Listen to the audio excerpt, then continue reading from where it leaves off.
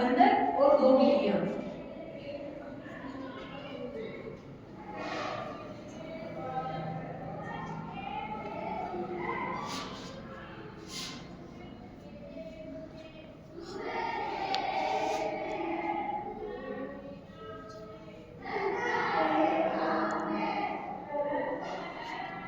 सुनी हुई है किसी की कहानी? चलो ठीक है, आपको मैं कहानी सुनाती हूँ, ठीक है? ध्यान से सुनोगे सब लोग, ठीक है? एक बार की बात है, एक जंगल में एक बंदर और 2 बिल्लियां घूम रहे थे। उन दोनों को बहुत जोर से भूख लगी थी। अब उन लोगों को कुछ ना कुछ खाने की इच्छा हो रही थी, लेकिन